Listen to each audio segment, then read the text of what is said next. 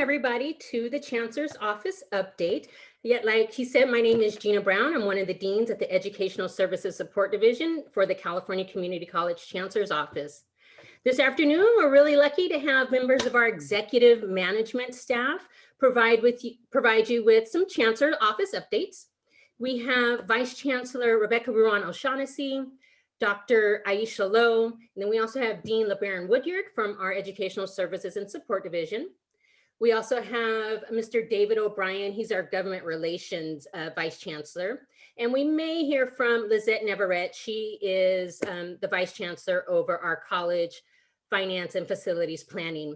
There should be plenty of time during and after the session to ask your questions. Please feel free to ask. If we can't answer you today, we'll be sure to do a follow-up later.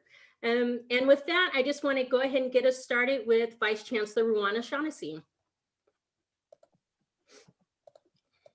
Thank you, Gina. Good afternoon, everyone. I'm very excited to be here. I already feel more relaxed because this is a weekend, so happy to be spending my weekend with you.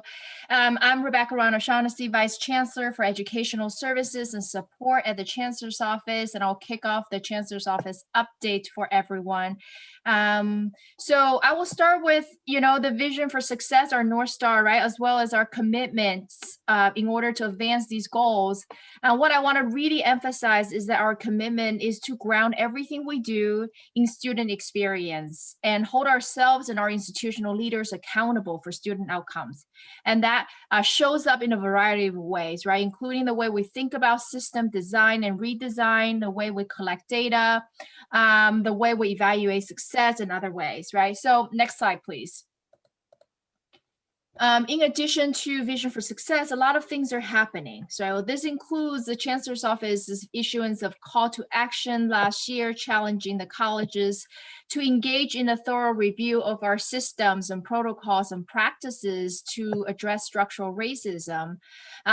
Also, addressing equity challenges has become one of Governor's Office priorities, right? So he's proposing that every segment of higher education needs to have an equity plan to turn the conversations into actions. Additionally, Governor's Recovery with Equity Task Force also issued specific recommendations to help create a higher education system that's more equitable, resilient, and coordinated, not just for our students, but really understanding that our students come from our community. So how do we use the community college system to support the equitable recovery of our economy post-pandemic? So, okay, so we at the Chancellor's Office really see 2021, 2022 as this great moment for us to integrate all of these momentum points at the state and system level, and also the associated and related recommendations, as well as the specific reform efforts that we want to push and implement with fidelity. Next slide, please. So here are the 2021 Chancellor's Office priority areas. These areas really aim to either directly address student friction points throughout a student's learning journey in our colleges, right? So we're not really looking at in the classroom or outside the classroom. It's really a both and approach, right? And then, so we're looking at either directly address these friction points or address structural issues in our institutions that allowed for systems change to advance student success. So these priorities structure our work, guide our conversations internally and externally, as well as really guide our recommendations to the Board of Governors. And I'm sure my colleagues' updates will touch on one or more of these areas. Next slide, please. And then we're also getting clear on state level actions that we can do to advance system priorities. And, we are wrestling with the tension between our role at the Chancellor's Office, right? And then what falls within the sphere of local control. So we'll provide leadership, direction, and general supervision. But then when it comes to specific implementation strategies and activities, if it's not explicit in statutes and regulations, and falls in the realm of local control. So when we speak about local control, there are various of tiers and players that we can and should partner with to bring about the changes we hope to see. Next slide, please. So what does that look like? Here's a list of Chancellor's Office responsibilities. So I'm not going to read all of them out, but the responsibilities enable us to provide the necessary leadership and direction. And then also we want to be firm with our commitment to equity and student success. And we want to commit to decision-making based on student experiences. They're reflected in data, not assumptions. And we believe that the organizing framework of guided pathways can get us there. And we are providing system level support to ensure that that happens across our system. Next slide, please. These are the Educational Services and Support Division's core functions. You will see a lot of overlapping between what we do and the earlier slide about what the Chancellor's Office does. So rightfully so, I want to say, I would say that what we do is narrower and deeper within our division. So again, I'm happy to dive into some of the specifics at a later time, but we want to be very kind of clear on what we can do to. Those are kind of the direct levers that we can pull to advance Vision for Success goals. Next slide, please. So this is the final slide of my presentation. How do I see our partnership moving forward, right? This is not an exhaustive list, but just really some of the immediate opportunities. Participatory governance and engagement is a major vehicle for us to really engage the key stakeholders formally and informally as we generate formal recommendations to the Board of Governors. So we have 21 participatory governance committees currently. Obviously, we are also engaging in informal channels to consult with experts in the field and stakeholders. So we would really encourage student participation and leadership to help inform our work and guide our work. So we will be, I think most of our committees currently have student representation, but we welcome students actively participate in leadership election process. Our committee, DTAC, had a student leader serve as our chair. We hope to get another student soon to DTAC, and again, to assume leadership position to really participate in the process with us, to really inform our decision. The second piece is we are grateful for the resolution that you issued recently. So what we have been doing is really look at a lot of the operational items that we have within the Chancellor's Office to align with your work, to really kind of kickstart some of those partnerships that you mentioned in the resolution. So we hope in a future meeting, we can kind of present some of our thoughts there and some of those potential alignments with to you. And the third, which is a critical piece, is, with our work grounding in student experience, with our accountability, with us owning student outcome, we want to hear from you to highlight your experience, your friction points with us, so that we can really, one, directly pull on the levers I mentioned earlier, but two, also influence the field in all other ways, and also provide legislative advocacy and just providing that kind of holistic support to create the environment to allow us to make some fundamental changes to advance student success. And the last piece is remove student friction points. Again, we need your input and leadership in helping us understand what's working, what's not working, right? So then we can really mobilize across our system, across different segments within our system to really drive at these changes. So this will conclude my presentation. Assuming the questions will come, throughout this process, and then also at the conclusion of the entire Chancellor's Office update, I'm going to turn it over to Dr. Aisha Lowe. Thank you very much, Rebecca, and good afternoon, everyone. I am also a Vice Chancellor in the Educational Services and Support Division at the Chancellor's Office, being Rebecca's counterpart. My work falls more on the academic affairs side of the house. So bringing 4 updates related to, those key priorities that Rebecca showed around equitable placement, or ensuring that our colleges are implementing AB 705 with fidelity, around ethnic studies reform that is underway, as well as credit for prior learning and competency-based education. So starting with equitable placement, or AB 705, we're really shifting our language around AB 705 in referencing it as equitable placement, really trying to shift the field and move the field from a perspective of compliance with the law to a focus on equity, diversity, and inclusion in our placement practices, as well as in our classroom culture and our curricular experiences, centering the needs and the experiences of our students at the forefront. So as many of you probably know, AB 705 went into full implementation by fall of 2019, though there were many years of research and discussions that led up to the creation of that law. And we are now coming to the close of what was designated as a 2-year implementation window for that new law.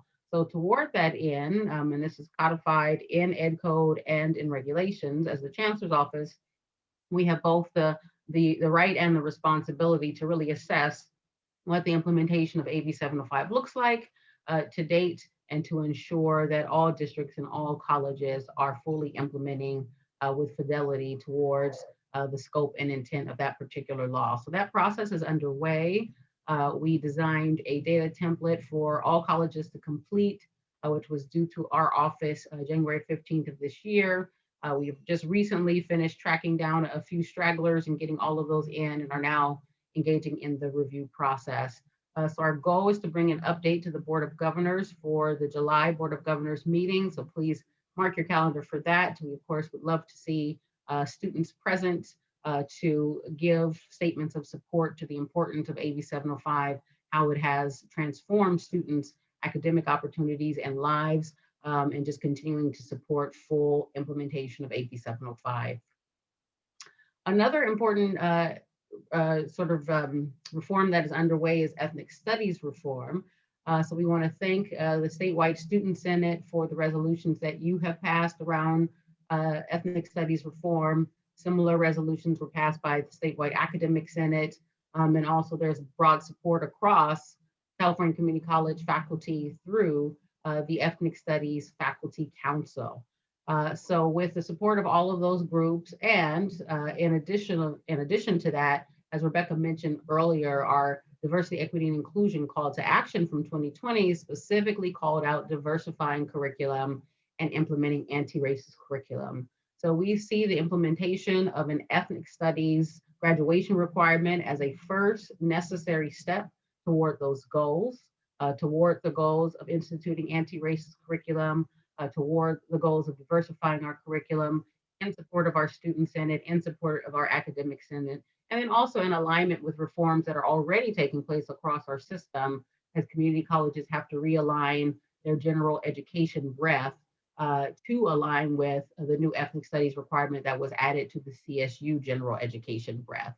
So it just makes sense that we move forward with this. It is time, it is appropriate, it is necessary. And so we're looking forward to a first read of a revision to our Title V regulations to require the completion of an ethnic studies course, a transfer level ethnic studies course as a part of the associate degree requirements for our system. That will come before the Board of Governors for first read in May and second read in July. Then moving also to that category that Rebecca talked about in terms of innovations in teaching and learning, we have both credit for prior learning and competency-based education. So credit for prior learning regulations were previously passed, but colleges have been working over the 2020-2021 school year to take what was passed in regulations and to translate that into local district policy. So that is taking place and is almost finalized. And now the work will begin of actually implementing credit for prior learning, making sure that local faculty on local campuses are designing credit for prior learning assessments, portfolios, connecting it to military experience, connecting it to other industry certifications that might exist. And it's so important that our students are aware of this opportunity and demanding to see those policies and to have those opportunities. So for any who are not familiar, credit for prior learning is not completely new to our system, right? When a student takes an AP exam in high school or as a part of an international baccalaureate program, all of those are forms of credit for prior learning, where you're receiving credit towards the completion of your college requirements based on learning that happened before you got to the college. So it's not completely new. But what has happened with the credit for prior learning regulation and the policies that local districts are now required to establish is to create one holistic policy of credit for prior learning. Right now, we have separate and distinct policies for AP, advanced placement, for IB CLEP, for international baccalaureate. And so this becomes a unifying policy that will bring under it all of the credit for prior learning opportunities that have previously existed in our system, but also really pushes our colleges to create new opportunities. So if you have an older working adult coming into our system, working towards earning their degree, let's say that this older working adult has had an opportunity to become fluent in Russian due to the work that they do on their job. They are now entering into a college program where there is a language requirement.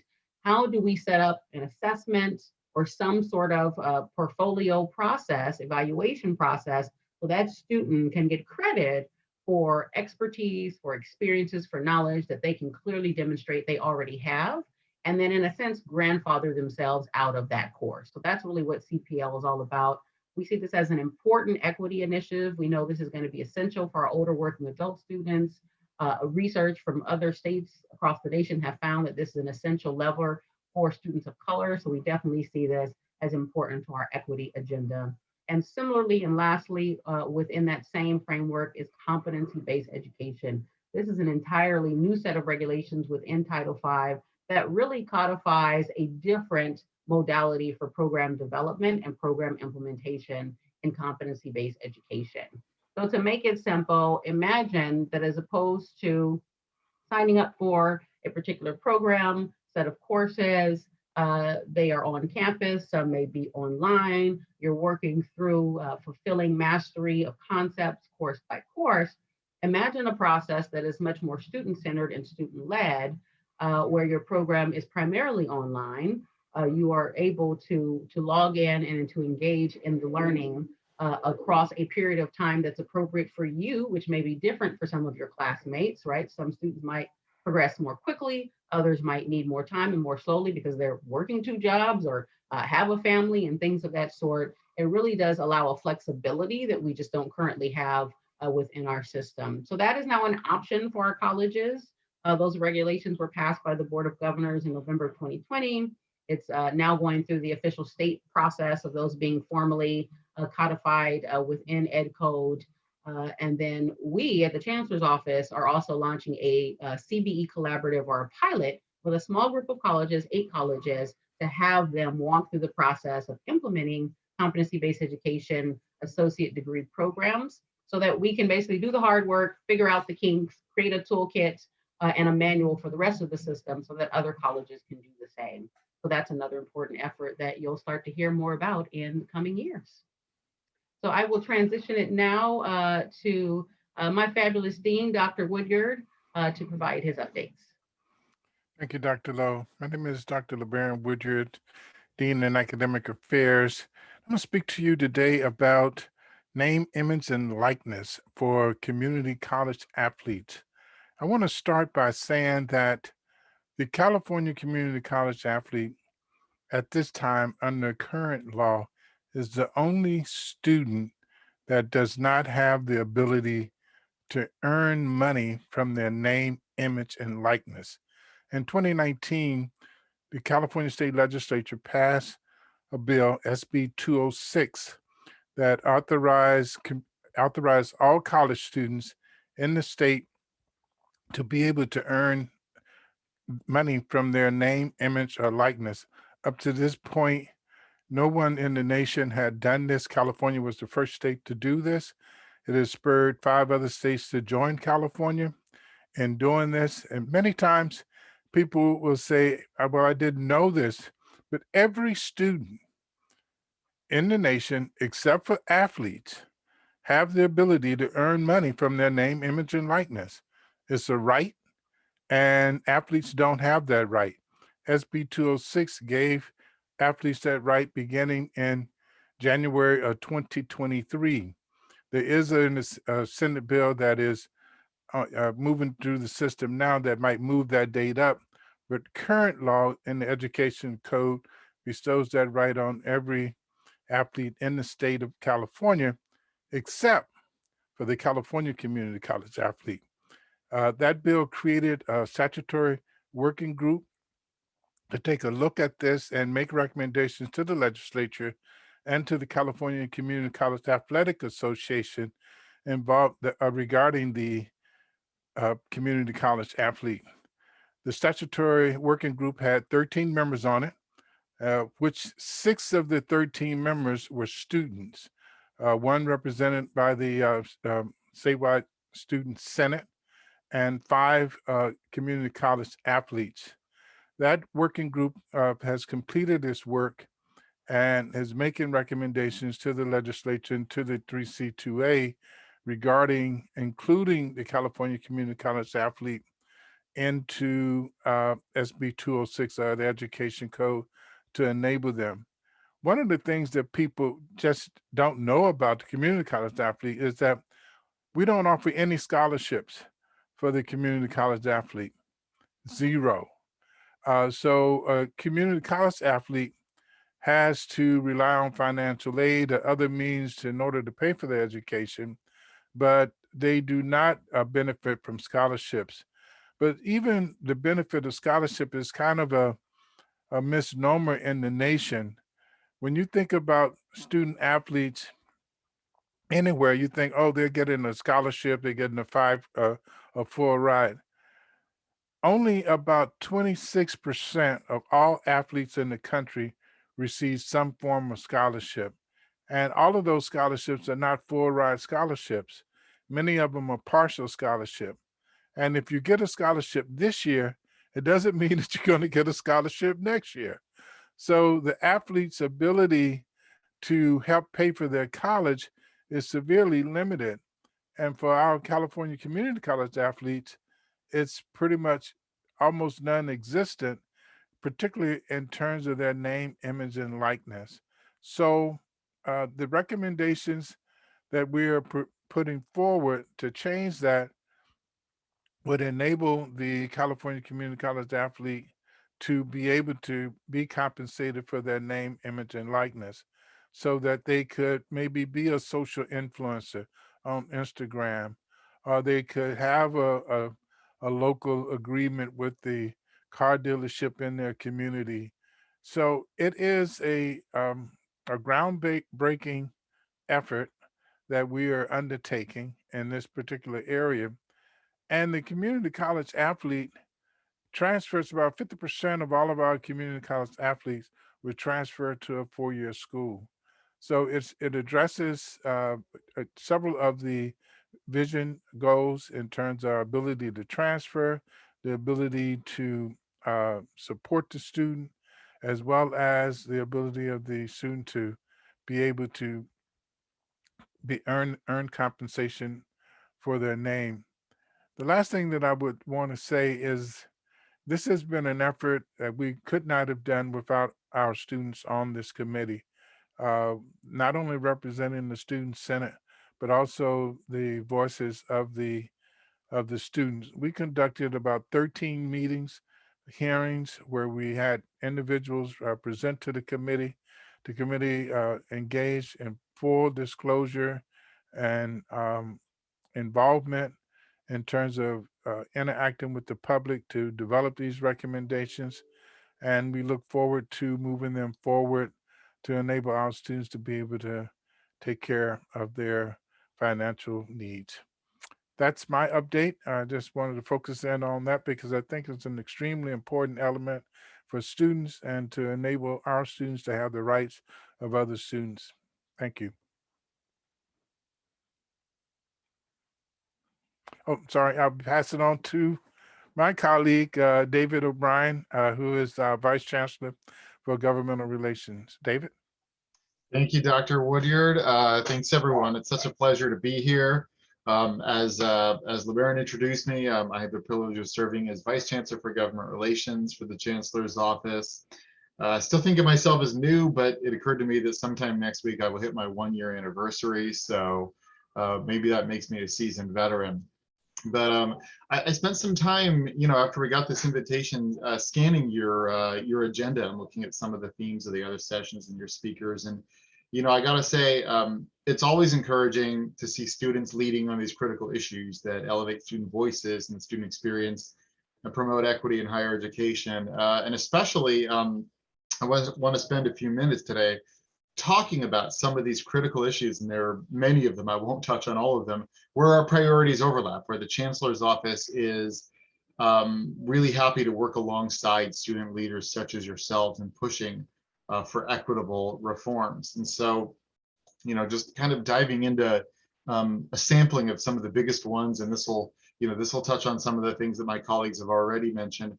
As our students have been telling us for so long now, we can no longer afford to ignore the role that higher education has unfortunately played in perpetuating systemic racism in our society, and our responsibility to cultivate and promote an actively anti-racist mindset on our campuses and in our classrooms.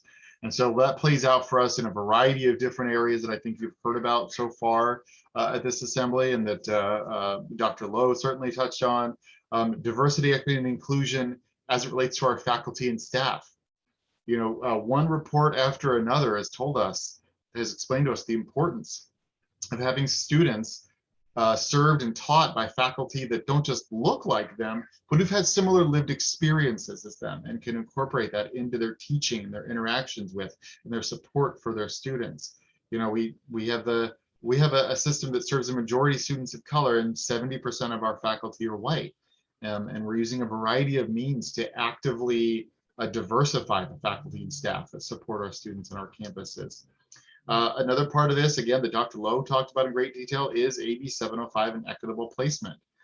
No need to reiterate what my colleague said, but this is obviously an issue that disproportionately holds back students of color, in particular Black and Brown students, from succeeding and impacts their completion rates.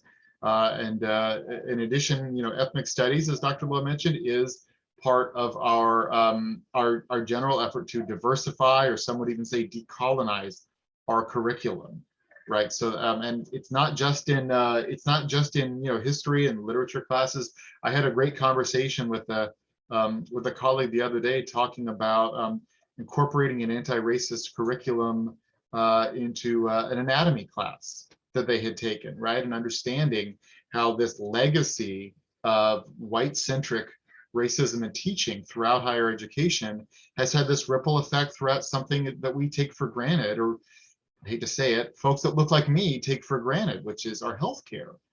And that was just kind of my mind was blown, to be honest with you.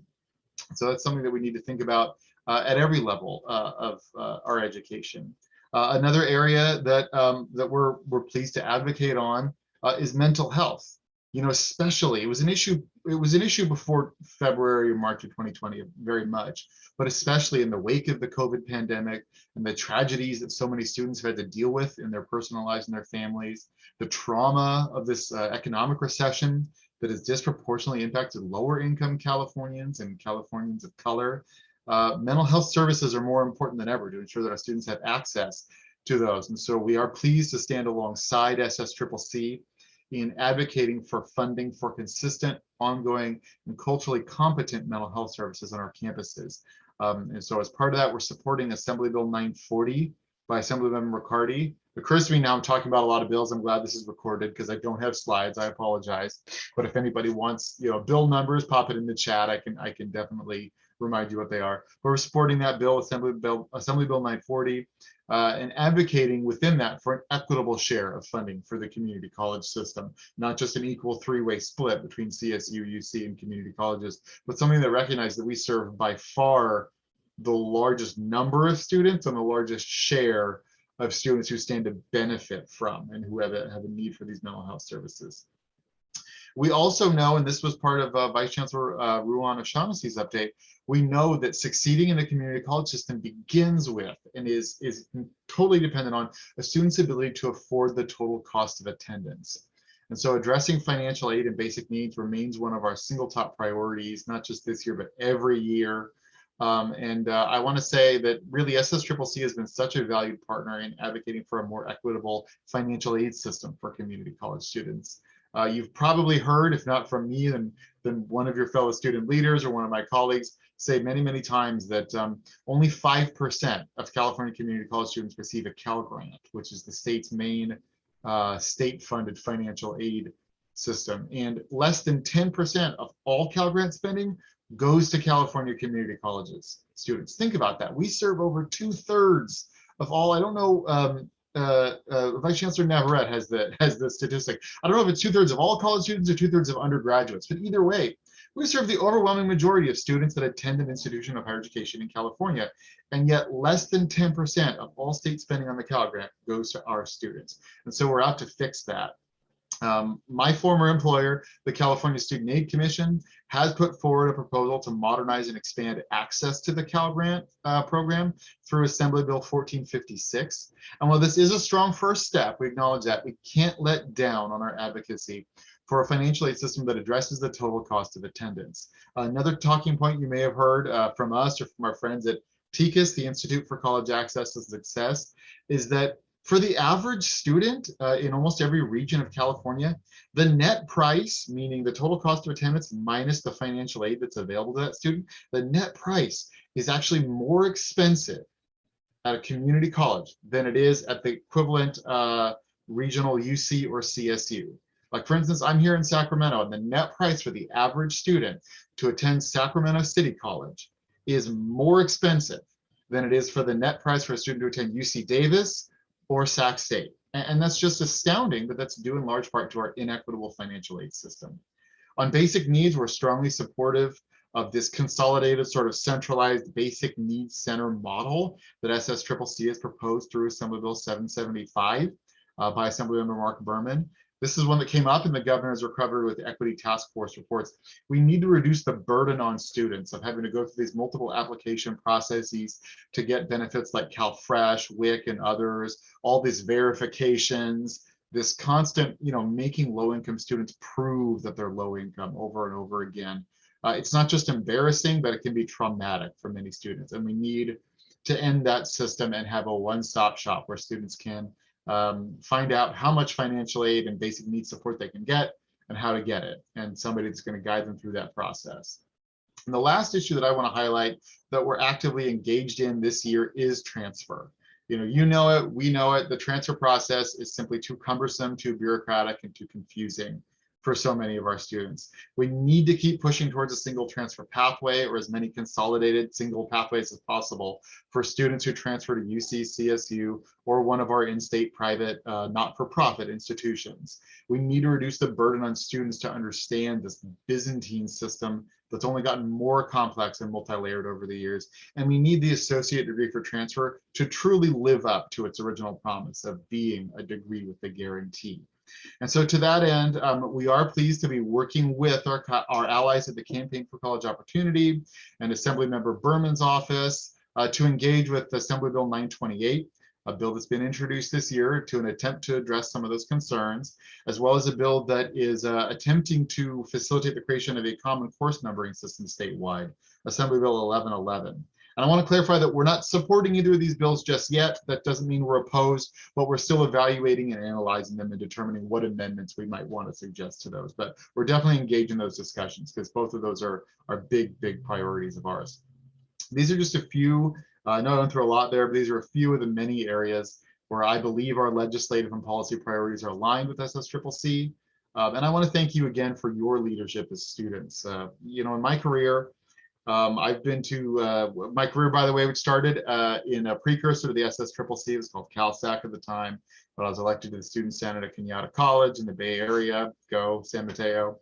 In my career, I've been to what must be hundreds of these legislative hearings and events and conferences and events on bills, the budget, oversight hearings. And I have to tell you, from my personal experience, when students get up and tell their stories, when students really speak from the heart, and talk about your experience and what elected officials can do, that is more powerful than any lobbyist who throws a fancy, $1,000 a plate fundraiser dinner, right? That's more powerful than any of the Sacramento bureaucrats like myself and my colleagues. And I apologize for insulting you by calling you Sacramento bureaucrats. But you bring a credibility to these issues that we all don't have on our own. So I would encourage you to please stay engaged. Please get involved with SSCCC at the local and statewide level. You have outstanding leadership statewide this year, President Codur, Vice President Nickens, who oversees your legislative and policy advocacy, Vice President Squire, and so many others. Please, get engaged as much as you can and make your voices heard, because the only way we're going to get true equity throughout our system is with student voices front and center. And so I'm of course happy to take any questions, but I think I am now supposed to pass it off to my colleague, Vice Chancellor Lizette Navarrete, who heads up our College Finance and Facilities Planning Division. Hi, good afternoon. Thank you, Vice Chancellor O'Brien, and thank you, students, for taking time out of your Saturday to be here to represent your regions and to ensure that you elevate the student voice. I'm having like a very emotional day given what's happened in Georgia. I so admire everyone who steps up to ensure that the voices of those that we represent are heard, and then we do everything possible to not have exclusionary policies. So just want to thank you for all that you do to remind us of who you are, what you need, and how we can help you. I have, my name is Lizette, and I am the Vice Chancellor for College Finance and Facilities Planning. And so the area that I focus on is around budget advocacy, working very closely with Vice Chancellor O'Brien, and anything related to resources that go to a college and how they utilize those resources, like funding, et cetera. So I have a few updates that I'll walk through and have include them in slides just because I want to make sure you have them, you use them as tools as you engage with your campus leaders on how they can be making student-centered choices in the resources that they receive from the state. And so I want to begin with the student-centered funding formula. This is essentially the name of the policy that we use to allocate resources to a college. And for many years, a college was receiving resources just for bringing in students, and that was it. Literally the buck stopped there. There wasn't a concerted effort to pay attention to their responsibility to connect you as students to financial aid and to ensure that you successfully made it to your goals. And so this was a big shift, and it meant that a college now is looking at your full journey. They're looking at your enrollment, they're looking at your connection to aid, and they're looking at what are they doing to ensure that you make it to your goals. And so a college has essentially more holistic funding. We're still in generally early stages of implementation, but it's an important conversation of how do we use policies to make sure that the focus is on the right thing. If our goal as a system is to make sure that you accomplish your dreams, that we don't abandon you halfway, then the resources also need to follow. And so we've done a lot of things in this last year. One of them is release data so that a college has that information, so that you also have that information in an easy to use, digestible manner that really pinpoints where there are gaps and where additional local investments can be made. And so I'll drop this link into the chat so that you can explore the first phase, which was comparing the old way of funding colleges to the new way of funding colleges, and you can play around with it. It's interactive. We have various filters. The exciting thing is that it's just the start. In the next month and a half, we'll be releasing phase 2, which allows you as students to look closer at how is your college doing at connecting students to financial aid? How are they doing in measures of success? So all important information that not only will keep us accountable, but help that we are looking at the right metrics, we're looking at data, and that you also are aware of where additional supports may be needed locally. So now let me tell you about some resources that are coming to colleges and how they can and should be used. One very important piece, as you know, that basic needs and economic and financial challenges already were prominent before the pandemic. But COVID-19 essentially made them worse for many students. And so the legislature and support of many organizations like and agencies like ours have been advocating that students have access to emergency grants. And so the governor and legislature passed something known as an early action bill or a budget bill junior. It's a budget bill before the large formal one gets approved. But it is has three main investments for California's community colleges. One is emergency grants for students that will be allocated based on the number of low-income students your college serves and targeted at students with greatest need. The other is outreach and recruitment resources so that a college can connect with students that maybe had to stop out due to complications of the pandemic and bring them back so that they can complete their degree or credentials. And then one third investment that we're very excited about is support so that they can help you as students complete your CalFresh application. It's a step in the right direction, as David was talking about, how we are connecting financial aid and basic needs all together and looking at providing you the support and connecting you with the services all in one place rather than making you jump around various departments, buildings, sites, thinking about supporting financial aid and basic needs all in one place. So it's an important step in that direction. So that's happening at the state level. What's happening at the federal level? So the president and Congress approved a third stimulus package. And this stimulus package provides $2.3 billion for California community colleges that are available to a college through September of 2023. Half of those dollars, 1.1 billion, will and must go to you as students as emergency grants. We're very happy about this. We know how difficult it's been, and this is important support that is coming your way.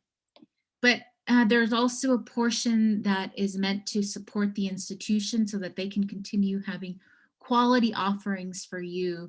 So some of those include any expenses that the college had as they transition to online ed, such as professional development for your faculty and staff, technology costs, and then efforts to connect and support more students so that they can deal with any declines in enrollment. Also support activities and services, efforts to prepare the campus so that they can return or begin offering hybrid options. And then also resources so that they can cover other costs of attendance for students, such as housing, food, healthcare, mental health, and childcare. All important resources and needs that we've heard from many of you that are so important. And so we've seen an investment in these resources in the last year. That's been one of the silver linings of this year. But now we're beginning the conversation and thinking about what comes next. What happens in the post-pandemic recovery? What happens when the urgency of COVID-19 has gone away? And one big fear in an area where we can partner, we hope that you'll partner with us, is around dismantling these policies that have disenfranchised community college students.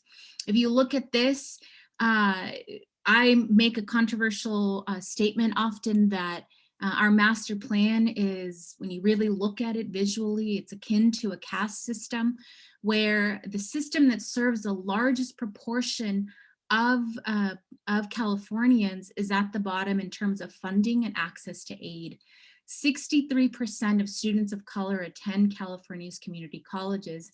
But then when you look at the amount of financial aid through the Cal Grant system, through Pell Grants and others, that is available to community college students, the system that serves the greatest proportion of students of color, over 70% of public higher ed students, you only have access to $5,800 compared to your colleagues that may look like you, may have started in the same neighborhood, but just happen to get that golden ticket to a UC, and they get $27,000 or more in access to financial aid.